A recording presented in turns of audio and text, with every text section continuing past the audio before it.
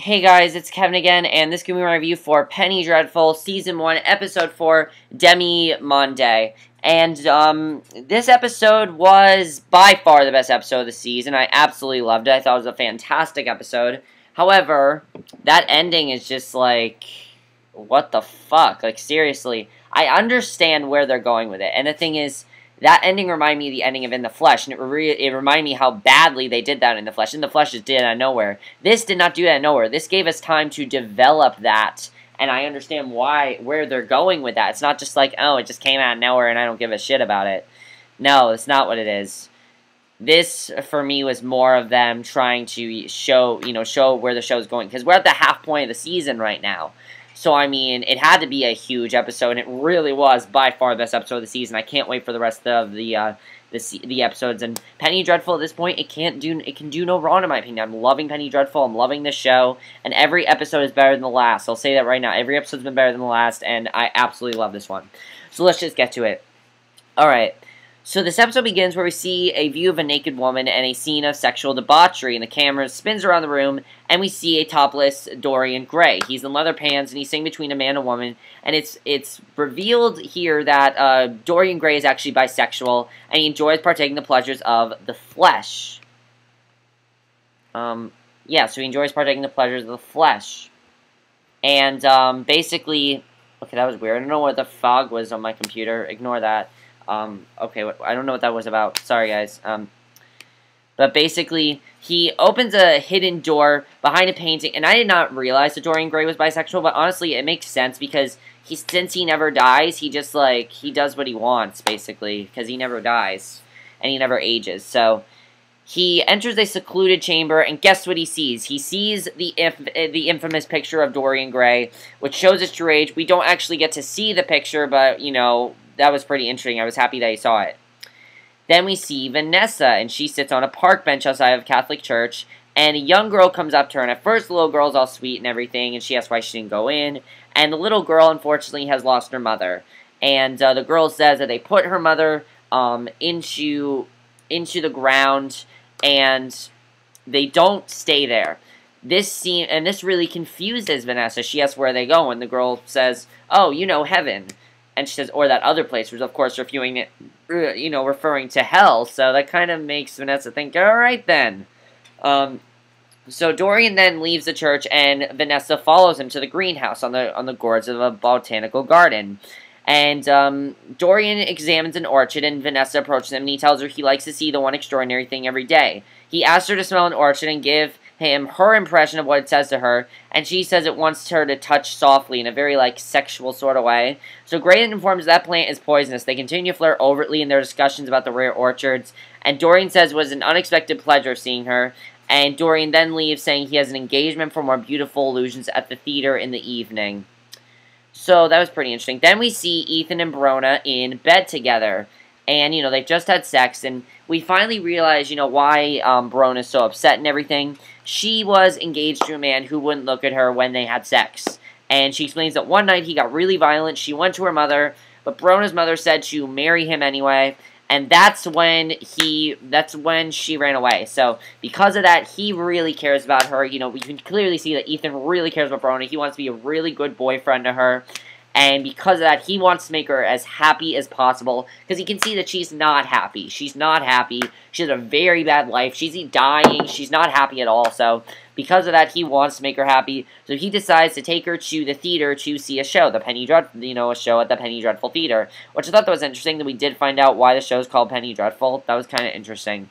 But, yeah, so then Ethan, Victor, and Malcolm, they finally confront the creature Fention, because they need to confront him to see what he's all about. And Victor asks Ethan to provide blood for a transfusion, but he refuses, saying it's not a good idea, and Malcolm offers to provide his blood. So Victor reads a newspaper account of vicious murder last night in which people were dismembered, and Malcolm indicates that it's not the same murderous group that captured Mina. And Ethan calls them morbid fucks, rips the paper out of his hands, throws it in the fireplace, and you can see that he's really upset. And Victor sees, you know, he asks him, why do you have such a horrible temper?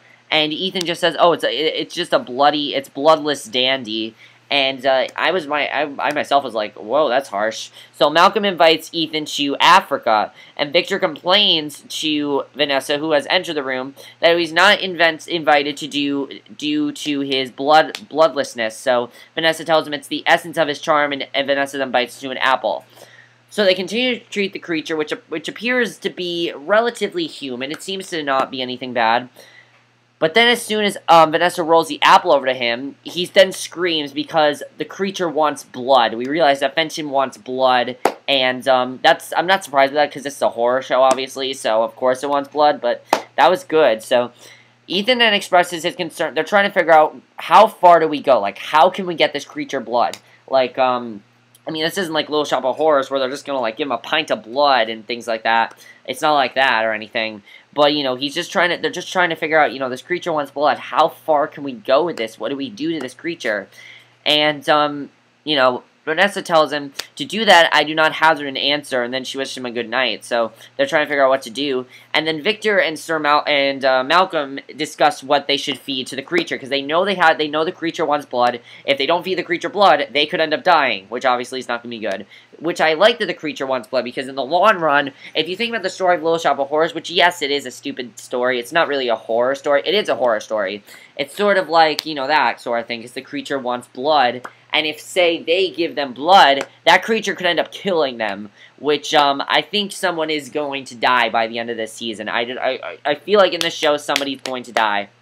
So, they decide to feed the Sembine then arrives with the cat, and that's what they decide to do. They then snap its neck, and the cat is eaten by Fenton, which is kind of disgusting, but, you know, it had to be done. It just had to be done.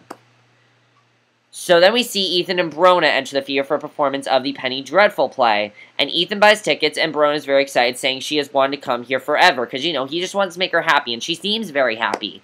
So then we see, but Dorian, in the meantime, is watching from a box with an older woman. And across the theater, in another box, he notices a solitary Vanessa. And they seem to have great interest in one another. It seems like they sort of have a relationship going here. So Victor then confronts Malcolm about the Africa trip, and Malcolm asks if he is jealous of Ethan being chosen instead of him. And Malcolm tells him, I'll talk about that when we get to Victor. But the play that they see is called The Transformed Beast. By the way, Fenton is released from his chains, so that was not a good idea, because, I mean, the creature wants blood. It's bloodthirsty. Why the fuck would you release it? That's a terrible idea. So the play that they're doing is called The Transformed Beast, and it's about a man who later changes into a wolf and murders a young woman. And the Frankenstein monster aptly works the stage, rigging, pulling curtains, making sounds, and hooking up the hose to the actor that pours the stage blood all over her. So, is this sort of showing, possibly, Ethan's transformation into a wolf? Because I still think that Ethan could be a werewolf. I really do. Just because of last week, like, the way he, you know, responded to that wolf, I think he is a werewolf. I really do. I think he's a werewolf, and I think that. So then at the play's intermission, Ethan bumps into Vanessa, and he introduces her to Brona. And Dorian then arrives, which unsettles Brona, because she remembers their encounter that they had. So Vanessa regales Dorian with stories of of Ethan's Wild West show, because, you know, that's how she met him. So Brona remembers her photo session with Dorian, which makes her feel very insecure. She starts to feel very upset with herself. She then flees the theater, and she tells Ethan the truth, that she's dying and that the relationship is doomed and it's not going to work. So she then breaks up with Ethan, telling him he will have to pay for her services going forward like everyone else, runs away, eventually stumbling on the sidewalk, sick with consumption, coughing up blood, so that's obviously not good. And then, surprisingly, Dorian searches for Ethan outside, and Ethan confides to Dorian that he wishes to be someone else, and Dorian offers to show him how to do it. And, you know, the way that Dorian does it, you can clearly tell that Dorian has feelings for Ethan. You know, Dorian is bisexual, so he has feelings for Ethan, you can tell. So, Ethan asks about Vanessa, to which Dorian replies she doesn't want to be anyone else, and then Vanessa returns to play, notices that Dorian has not returned. So, where does Dorian take Ethan? He takes him to an underground club where black tie-clad English gentlemen are betting on the number of rats a dog can kill in a given time period. And as he watches the dog attack the rats, the strangest thing happens. Ethan has this weird sort of episode because he then begins sweating, and he leaves Dorian and he goes to a bar, and his sensitivity is he has a very sensitive side to violence. We can see that right here. And he's consuming all this whiskey, and he's surrounded by well-dressed but surely Englishmen, and he refuses their invitation to talk, to which they take great offense. They then assault the American, but Ethan responds in kind, savagely beating the group of 5 or so men. So that was pretty harsh there. I mean, I was surprised with how far that went. So Dorian and Ethan return to Dorian's mansion, and as Ethan cleans up from the fight, they discuss the many types of cologne that Dorian has in his bathroom. And Dorian prepares a glass of absinthe for them and tells Ethan that he play his part very well. They toast the most mysterious thing in London, which is Vanessa. Speaking of Vanessa, she then returns to Malcolm's house and asks what happened, and he tells her that the creature was in her room looking for her. They now are questioning whether Mina wants to return or is now against them. So Vanessa tells Malcolm, oh, I forgot to talk about this. I forgot the biggest part. You know, Victor and Malcolm, they heard a rustling at Malcolm's room, and Vanessa has gone. I'll talk about that when we get to Victor. I'll just do that after that. So we then go back to Dorian Gray's mansion, and Dorian and Ethan continue to sip absinthe in the room. Sir, I don't know how you pronounce it. Absinthe in the room, lighted by candles, and Ethan asks Dorian if he has a favorite painting, and Dorian says he does, but it's not in that room. So he discusses the impact of primitive honest Indian cave art at a Anasazi village in Colorado, and Dorian says he is bored with his music collection. He then puts on a Wagner opera, this very loud opera. I knew something weird was going to happen here. Just because the way the scene was going, I knew something weird was going to happen. And Dorian describes the final act of his horrific love story in which isolated lover lies dead before her on the beach, and he's kind of referring to Ethan and Brona's relationship, kind of telling him, hey, it's not going to work. And then Ethan has another violent episode. He has flashbacks to recent events, and some of them indicate he was present in one of the bloody murders. You know, we just see a lot of chaos. We see, like, you know when, like, you see a flash on, like, a video of some sort? That's kind of what we saw. We just saw flashes, so we don't exactly know what happened. I'm thinking further down the line we are going to know what happened in the finale. That's probably what's going to happen. Ethan then moves aggressively towards Dorian. He then kisses Dorian on the mouth. The men remove their clothes, and they have sex. So that was really surprising, actually. But you know what? It makes a lot of sense, because Dorian said, I can make you into a different person. Ethan now likes Dorian. Dorian liked Ethan. And Dorian trapped Ethan, basically. Because Dorian convinced Ethan that his relationship with Brona is not going to work. Is this good that Ethan and Dorian are dating? No, it's not. It's not good that they're in this relationship, because Dorian, as we can see, is very, very controlling in this episode. I can see that right away right now.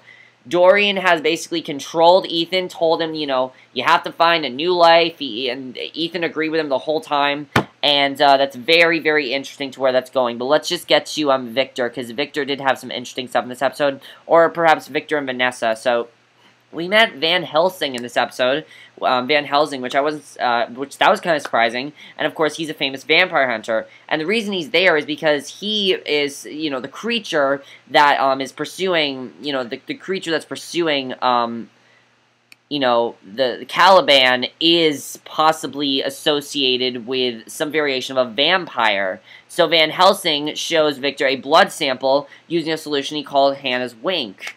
And Van Helsing tells Frankenstein that these properties allow for the eating of blood. And Victor's very surprised, and he asks Van Helsing if he knows what Malcolm is searching for. And Van Helsing replies he fully understands what they're dealing with, but Malcolm does not. So Victor then peers out the window, notices his creation lurking across the busy street, and he leaves. Van Helsing approaches the creature, and the creature demands that Frankenstein that Victor build him a bride immediately, because that's what he wants. He wants a bride. Of course, you have to have the bride in there, because you have Bride of Frankenstein, and if this show, you know, is going by, like, the classic movies and books, you have to have a Bride of Frankenstein eventually. I'm thinking that's what Season 2 is going to be. It's going to be Bride of Frankenstein Season 2. And Victor tells him he must wait, but the monster is impatient and demands that Victor make her now. The human parts are not yet available, though, so the creature wants his bride to be beautiful, and he has to get the correct human parts, so it's not ready to be made yet, unfortunately. So then what happens is that Victor then confronts Malcolm about the Africa trip, and Malcolm asks if he is jealous of Ethan being chosen instead of him, and Malcolm tells him bluntly that the only thing the only thinks of as Ethan as a hired gun, while Victor reminds him of his son, who died in Africa. And you can definitely see that Malcolm and Victor just have this connection that Ethan and Malcolm don't. And I liked hearing that, because I like seeing that, you know, Malcolm really cares for Victor. He thinks of him as a son, and I myself was wondering, why did he give him that business opportunity, things like that. And now we know why. Now we know why he gave him that business opportunity, and, you know, things like that. Then they hear a rustling at Malcolm's home, and Vanessa has gone out. So they carefully search the room for a trespasser, and in Vanessa's bedroom, they finally hear the vampires and their prisoner. They were apparently waiting for her. The prisoner's master, the larger, more vicious vampire, smashes through the window and escapes. You know, Caliban has escaped. And Fenton battles with Malcolm, who shoves him into the broken glass on the window. I told you releasing the creature was not a good thing. You know, I said that specifically. That's the worst thing they could have done. And it greatly injures him. And as Fenton breathes his last breaths, he calls out, "Father." That's really weird, because obviously he is connected somehow to Malcolm and Mina. I don't know how he's connected to Mina. He could be connected to his long-dead son Peter, which he was just talking to Victor about. So I'm thinking that Fenton could be Peter, actually. Like, he could have been possessed by Peter or something. I don't know. Well, I guess we'll just have to see what happens there. But, basically, Vanessa returns to Malcolm's house and asks what has happened, and he tells her that the creature was in her room looking for her. They now are questioning whether Mina wants to return or is now against them, and Vanessa tells Malcolm that he ignored Mina her whole life, while Vanessa has made one transgression. So, Malcolm tells Vanessa that with her cruel spirit, she is the daughter he deserves, and he vows to fight on for Mina, as he only needs to win the last battle with the vampires. So yeah, this episode was amazing. I loved everything about this episode. There were so many great things. Do you think Dorian and Ethan's sort of relationship, do you think that's a good thing? I personally don't think it's a good thing. I think Dorian's very controlling, and it's eventually not going to end up well for them. Are we going to see Brona again? I'm pretty sure we will. I don't think that's the end of her. They're broken up for now, but I think they do want to be... I think we are going to see them get back together, because you can definitely see that Brona and Ethan do have a very genuine relationship. Although, since the show's a horror show, I don't see anything going right for them at this point. What was up with Fenton saying father to Malcolm? What was up with all that? I don't know what that's about. We'll just have to see.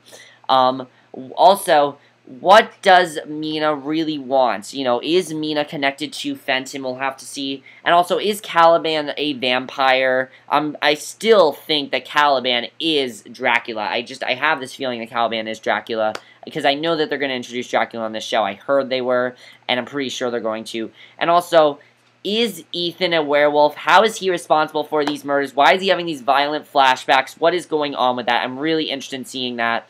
Overall, again, the show's getting more and more interesting every episode. We're at the halfway point of the season. It can only get more interesting from here. There was a really haunting promo, actually, where it kind of talked about how Vanessa is kind of like confessing to Mina. We'll have to see. So yeah, overall, this episode was absolutely amazing. I loved everything about this episode.